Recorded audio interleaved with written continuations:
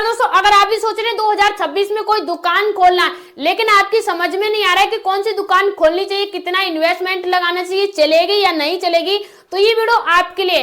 आज मैं आपको 4 ऐसी दुकानों के बारे में बताने जा रही हूँ जो आप ग्रामीण क्षेत्र में खोल सकते हैं। यानी आपका चाहे जितना ग्रामीण क्षेत्र हो उसमें ये चलेगी ही चलेंगी। क्यों चलेगी? क्योंकि आप वो सारी चीजें प्रोवाइड कराओगे जो उनकी नीड है। नीड क्या है?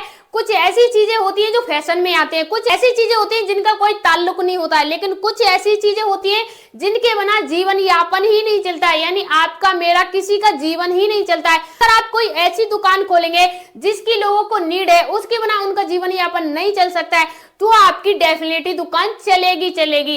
अब हम बात करते हैं अपनी नंबर 1 दुकान के बारे में। नंबर 1 दुकान है सामान किराए पर देना। अब बहुत सारे लोगों को लग सकता है कौन सा सामान किराए पे देंगे, हमारे पास तो कोई सामान ही नहीं है। हमें कोई भी लोग किसी भी चीज को किराए पे लेते भी नहीं है। आपका माइंड नहीं पहुंच रहा है वहां तक। बहुत सारे लोग बहुत सारी चीजें किराए पे लेते हैं और आप भी कुछ न कुछ खरीदते जरूर हैं। क्या है, मैं आपको कुछ एग्जांपल बता रही हूँ। जैसे मान लीजिए आप अपने खेत में अभी पानी लगाते हो तो उसके लिए जो पाइप आता है वो किराए पे दे सकते हैं। दूसरा क्या है, जैसे मान लीजिए आपके पास भूमि है, यानी ग्रामीण क्षेत्र में रह रहे हो तो जाहिर सी बात है सभी के पास खेती और सभी लोग खेती कर रहे हैं, तो वहां पे क्या आप लोगों को वो सारी चीजें दे सकते हैं। जैसे मान लीजिए किसी को अपने खेत में दवा लगानी है तो जो स्प्रे करते हैं, यानी जिसे स्प्रे मशीन बोलते हैं, तो आप उसे रेंट पे दे सकते हैं। अभी इलेक्ट्रिक मशीन आ चुकी है, आप रेंट पे कैसे देंगे? जैसे मान लीजिए आप उनसे कहिए, जैसे बहुत सारे लोग क्या काम कर रहे हैं, जैसे उनके खेत में जाके दवा लगा के आ जाते हैं और अपना पैसा ले लेते हैं। आपको क्या करना है, उनको मशीन दे देनी है। 2 घंटे 4 घंटे 1 घंटे के हिसाब से, जैसे 1 घंटे ले जा रहे हैं 50 रुपए दे जाएंगे, 2 घंटे 100 रुपए दे जाएंगे, पूरा दिन के लिए ले जा रहे हैं 300 रुपए दे जाएंगे।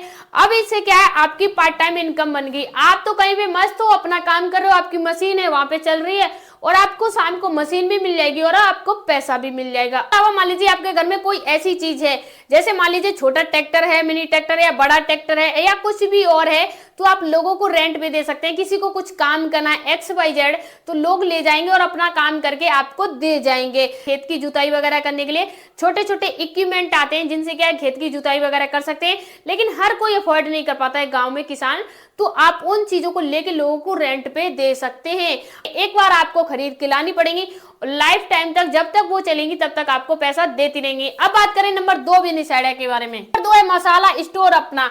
इसका क्या मतलब होगा, जैसे मान लीजिए अभी हर किसी के घर में खाना पकता है, हर किसी के घर में मसाले यूज होते हैं, लेकिन अभी क्या है जो ट्रेंड चला है, यानी आप मसाले खेत में उगा जरूर रहे हो लेकिन आप प्योर नहीं खा पा रहे हो। बहुत सारे किसान क्या है, जैसे मिर्च उगाई है और वो मिर्च मार्केट में जा रही है, वहां से मिर्च से कोई खरीद रहा है और वहां से उसे मिक्सी से ग्राइंडिंग करके पीस के आपको प्रोवाइड कराया। जो आपने 10 रुपए की सेल की थी वही आपको 50 रुपए की पैकिंग होके मिल रही है और आप सभी लोग हंसते हंसते खा रहे हो, मैं आप सभी लोग खा रहे हो उन सभी को। तो आप क्या कर सकते हैं, एक ऐसा स्टोर खोल सकते हैं, अपने घर में एक छोटी सी शॉप खोल सकते हैं, जहाँ पे क्या है आपको क्या करना होगा, एक मिक्सी जार रखना पड़ेगा, हल्दी मिर्च धनिया गरम मसाले जितनी भी चीजें होती हैं सभी चीजों को आपको थोक से मार्केट से लाके और सभी चीजों को ओरिजिनल पिसाई करके, यानी साबुत जो चीजें होती है उनमें मिलावट नहीं होगी। हल्दी है साबुत है उसमें क्या मिलावट होगी, धनिया है उसमें क्या मिलावट होगी, और उसके अलावा मिर्च है उसमें क्या मिलावट होगी।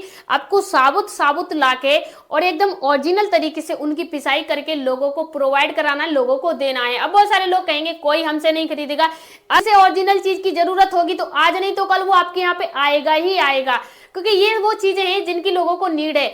आप जी क्यों रहे हो, आप खाना क्यों खाते हो, जीने के लिए, और आपको पता चलेगा उस खाने से आप जी नहीं पाओगे, आपको कुछ ऐसा फायदा ही नहीं मिलेगा बल्कि घाटा मिलेगा, तो आप 1 या 2-4 दिन में आप एक्सेप्ट करोगे कि हाँ वहां से मसाले लाने चाहिए। तो आप एक ऐसी शॉप खोल सकते हैं जहाँ पे क्या ओरिजिनल मसाले लोगों को दे सकते हैं, अपने गांव में दूसरे गांव में लोगों को बता सकते हैं, तो आपके घर से लोग ले जाएंगे, तो आप एक छोटा सा सेटअप खोल सकते हैं। अब बात करते हैं नंबर 3 के बारे में। नंबर 3 है दोस्तों देसी खाद सेवा। इसका क्या मतलब है, देखिए जैसे मान लीजिए यूरिया है, DAP है, NPK, बहुत सारे फर्टिलाइजर हैं XYZ, हर किसान यूज कर रहा है। खेती करेंगे तो फर्टिलाइजर यूज करने पड़ेंगे, लेकिन जब फर्टिलाइजर मिलते ही नहीं है मार्केट में, पैसा देने के बाद भी नहीं मिल रहे, फर्टिलाइजर नहीं मिल रहे, तो उसका दूसरा सोल्यूशन क्या होगा, यानी आप क्या लोगों को देसी खाद बना के दे सकते हैं, या उनको ट्रेनिंग दे सकते हैं, या उनको क्या एक छोटे छोटे कोम्बो बना के दे सकते हैं। यानी मैं समझा रही हूँ कैसे करना है आपको। जैसे मान लीजिए आपको देसी खाद बनाना आता है, जो केचुआ की खाद होती है वो बनाना आता है, तो आप लोगों को खाद बना बना के दे सकते हैं कि आप अपनी हल्दी में, मिर्च में,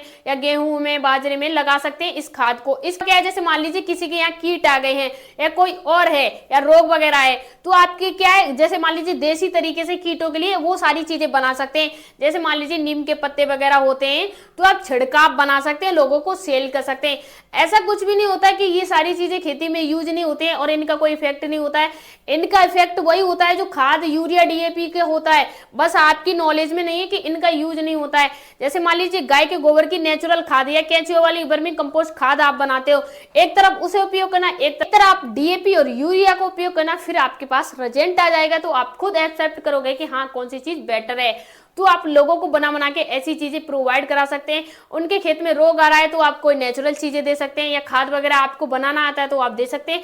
नहीं आता है तो आप यूट्यूब के माध्यम से सीख सकते हैं कि नेचुरल केचुआ की वर्मी कंपोस्ट खाद कैसे बनाई जा सकती है।